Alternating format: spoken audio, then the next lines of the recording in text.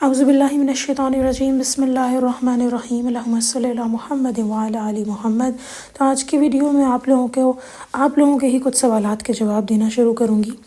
تو بیسیکلی بات یہاں سے شروع ہوتی ہے کہ پہلا سوال جو ہے وہ یہ ہے کہ میں نے پچھلے دن ایک ویڈیو پوسٹ جو کی تھی جس میں ایک بہن کے بارے میں ایکسپلین کیا تھا کہ ان کی لو میرج تھی، پھر ان کو کیا مصیبت آئی اور پھر کیا پرابلمز آئیں اینڈ آل دس اسٹف، پہ کتنی رحمت ان کے اوپر ہوئی۔ تو وہ اس سارے معاملے کے اوپر ایک سوال آیا تھا کہ ایک اور بہن ہے، وہ بھی کہہ رہی ہے کہ ان کی بھی لو میرج ہے لیکن ان کے پیرنٹس نہیں مان رہے۔ ظاہر ہے کہ جب آپ کی ایسا کوئی معاملہ ہوتا ہے کہ آپ محبت کی شادی پسند کرتے ہیں کسی کو، تو پھر اب آپ چاہتے ہیں کہ اسی سے ہی شادی ہو جائے آپ کی، لیکن ایک بات یاد رکھیں، اللہ تعالیٰ بہت رحیم و کریم ہے اور اللہ تعالیٰ ہم سب کے گناہوں کو معاف کرنے والے بھی ہیں۔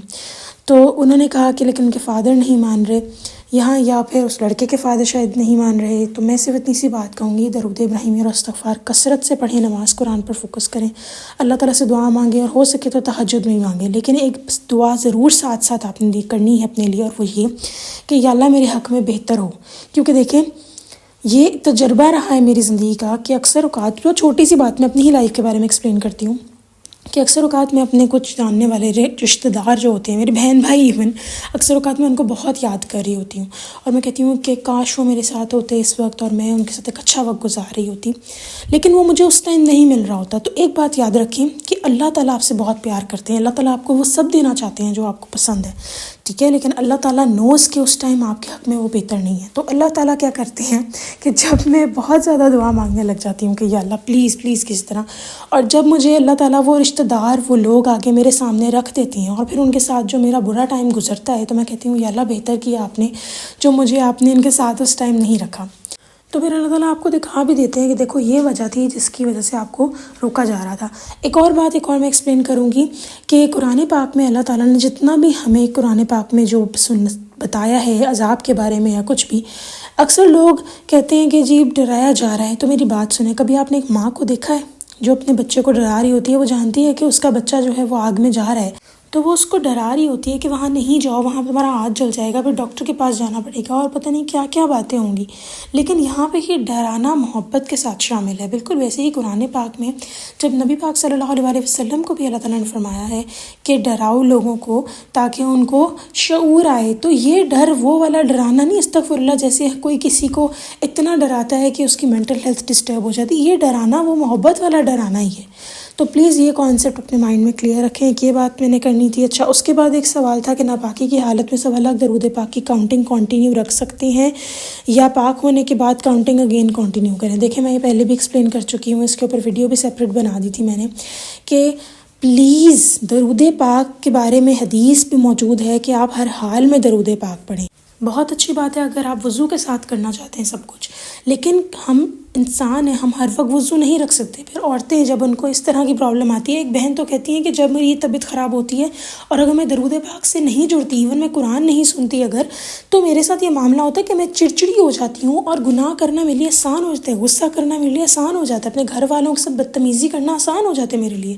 تو وہ کہتی ہے لیکن جب میں درود ابراہیمی پڑھتی رہتی ہوں، درود پاک کمپلیٹ کرتی رہتی ہوں، تو مجھے کوئی مسئلہ نہیں ہوتا، قرآن پاک سنتی ہوں تو بہت کرم ہوتا ہے، ذکر اذکار کرتی ہوں تو بہت کرم ہوتا ہے۔ تو ان باتوں کو انڈرسٹینڈ پلیز کریں کہ آپ ہر حال میں درود پاک پڑھ سکتے ہیں۔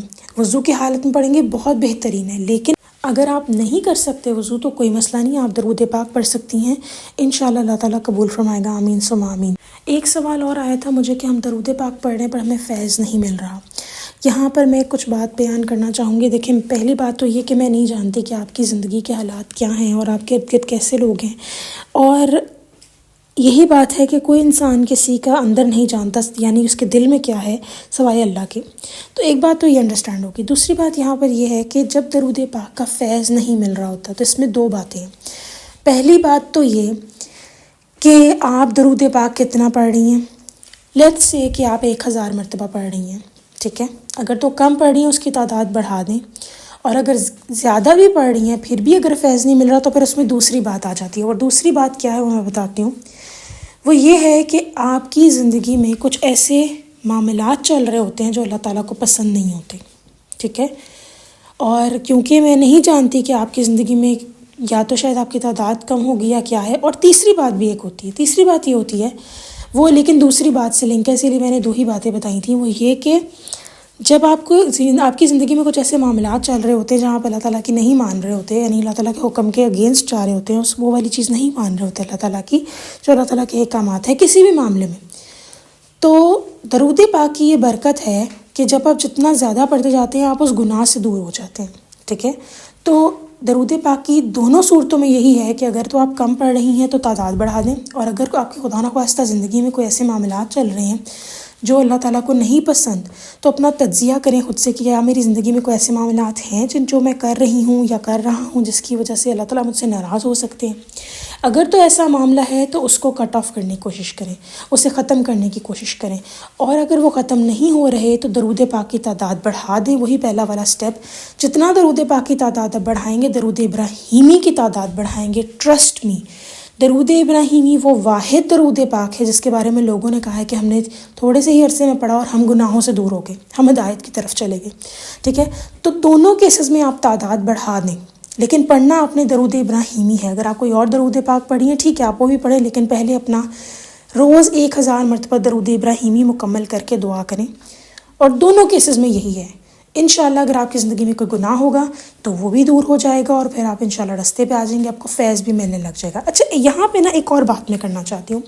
ہوتا کیا ہے، اکثر اوقات ہم لوگوں نے جیسے کسی مقصد کے لیے درود پاک پڑھنا شروع کیا ہوتا ہے، تو جب تک وہ مقصد حل نہیں ہو رہا ہوتا تو ہمیں لگتا ہے ہمیں فیض نہیں مل رہا. جیسے کچھ لوگ روحانیت کے لیے شروع کرتے ہیں. دیکھیں روحانیت ایک ایسی چیز ہے جو ہر کسی کو ایسے ہی نہیں مل جاتی. روحانیت پرکھی جاتی ہے، یعنی اس انسان کو پرکھا جاتا ہے کہ وہ روحانیت کے قابل ہے بھی کہ نہیں. آپ یوں سمجھ لیں کہ آپ نے اپنے گھر میں کسی کو کوئی شیف کی جاب دینی ہے، کسی کو باورچی آپ یوں سمجھ لیں کسی کو رکھنا ہے، تو آپ کیا کریں گے؟ اگر کوئی آپ کے سامنے ایسا انسان آپ کو پتہ ہے اس تو روٹی بنانی بھی نہیں آتی، تو کیا آپ اس کو اتنی اچھی خاصی سیلری پہ رکھ دیں گے؟ نہیں رکھیں گے نا، بالکل نہیں رکھیں گے. آپ جانتے ہیں اس کو تو اپنے لیے روٹی بنانی نہیں آتی تو یہ میرے لیے کیا بنائے گا، تو آپ اس کو نہیں رکھیں گے. ٹھیک ہے، بالکل ویسے ہی آپ بھی لوگوں کو پرکھتے ہیں، ان کو تنخواہ دیتے وقت، ان کو نوکری پہ رکھتے وقت، بالکل ویسے ہی جو روحانیت ہے وہ بہت بڑی چیز ہے، وہ ایسے ہی نہیں مل جاتی، وہ ان لوگوں کو ہی ملتی ہے جو دنیا سے بے نیاز ہو جاتے ہیں. اور اس کے بعد اگر میں بات کروں کہ مقاصد کی، تو کچھ لوگ چاہتے ہیں کہ ہماری شادی فلاں انسان سے ہو جائے. یہاں میں بہن آپ نے سوال پوچھا ہے، میں آپ کو ٹارگٹ نہیں کری، میں ویسے ایکسپلین کری ہوں کہ ہو سکتا ہے شاید آپ کے معاملے میں یہ کیس بھی ہو. تو اکثر اوقات کیا ہوتا ہے کہ جیسے کچھ لوگ کہتے ہیں ہماری شادی کہیں ہو جائے اور وہ نہیں ہو رہی ہوتی، تو ہم یوں سمجھ لیں کہ ہم آگ میں ہاتھ ڈال رہے ہوتے ہیں. کیا پتہ آپ کے اس انسان سے شادی ہو جائے، یا آپ آدمی ہیں تو آپ کی عورت سے شادی ہو جائے، اور آپ کی جب شادی ہو جائے تو آپ سر پکڑ کے بیٹھے ہوں کاش میں نہ ہی کرتے یہ کرتا. ٹھیک ہے، تو یہ معاملہ بھی ہوتا ہے کہ ہمیں معلوم ہی نہیں ہوتا وہ ہمارے حق میں بہتر ہے بھی کہ نہیں، ہم پاگلوں کی طرح اسی بل میں گھسنے کی کوشش کر رہے ہوتے ہیں. تو یہ بات ایک انڈرسٹینڈ کریں.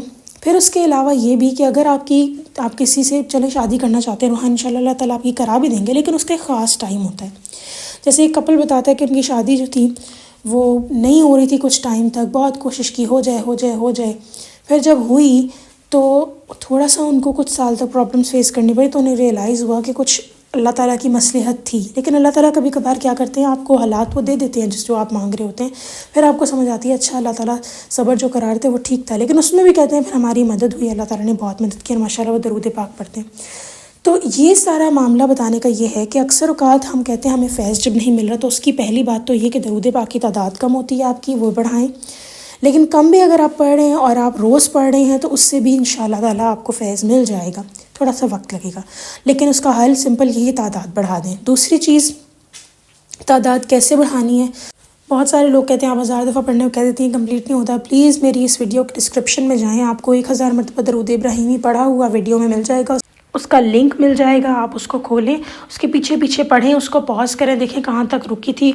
1 گھنٹہ 20 منٹ، 1 گھنٹہ 30 منٹ. اس کی سپیڈ بھی سائڈ سے بڑھ جاتی ہے، اگر آپ اس کی سپیڈ جو ہے اس کو بھی اس کے ساتھ بھی تیز سپیڈ کے ساتھ بھی پڑھ سکتے ہیں. لیکن کوشش یہی ہونی چاہیے، بلکہ یقیناً یہی کوشش آپ نے کرنی ہے کہ تلفظ صحیح ہو. لوگ اکثر اوقات سپیڈ تیز بڑھا دیتے ہیں جس کی وجہ سے جو لفظ ہوتے ہیں وہ الٹے سیدھے کھائے جاتے ہیں، اور وہ بھی پھر غلط تیزی میں پڑھ رہے ہوتے ہیں. تو پھر میرے حساب سے کہ یہ چیز غلط ہو جاتی ہے. تو وہ آپ پڑھیں، میکسیمم 4 گھنٹے میں آپ کا درود پاک ختم. اب 4 گھنٹے لگاتار نہیں کر سکتے تو 4 گھنٹوں کو ڈیوائڈ کر لیں، 1 گھنٹہ صبح، 1 گھنٹہ. اگر میں گھڑی کی بات کروں، گھڑی میں 3 حصے آپ کر لیں، بلکہ 4 حصے کر لیں.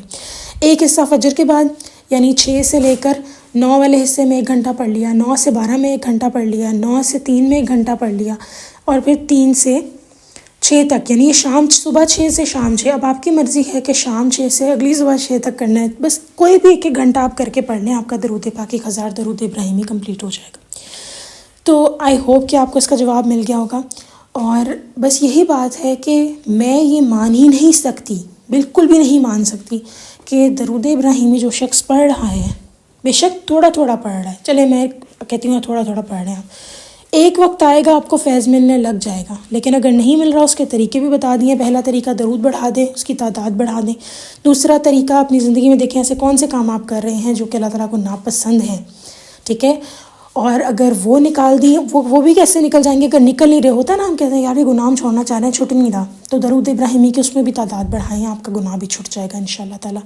تیسری بات اور لاسٹ بات کہ فیض دیکھیں آپ کا کون سا فیض کی کیٹیگری ہے جو آپ چاہ رہے ہیں پانا. اگر وہ نہیں مل رہا، اس میں دیر ہو رہی ہے، زیادہ درود پاک آپ پڑھ رہی ہیں پھر بھی ہو رہی ہے تو خیر ہے اس میں. اور اپنے آس پاس کے چیزیں دیکھیں، وہ سب تمام چیزیں جو سالو ہو رہی ہیں. سب سے پہلا جو فیض درود ابراہیمی کا ملتا ہے نا، وہ آپ کی وہ ضرورت پوری ہوتی ہے جو بہت ارجنٹ ہوتی ہے لیکن ہمیں نظر نہیں آ رہی ہوتی. جیسے ایک بہن کہتی ہیں کہ وہ بہت زیادہ ان کا لہجہ جو تھا وہ بدتمیزوں والا تھا، بد اخلاق تھا، تو ان کا سب سے پہلے ان کا لہجہ میٹھا ہوا. تو یہ بات انڈرسٹینڈ کریں. انشاءاللہ تعالیٰ نیکسٹ ویڈیو میں پھر حاضر ہوں گے. تب تک کے لیے اللہ حافظ.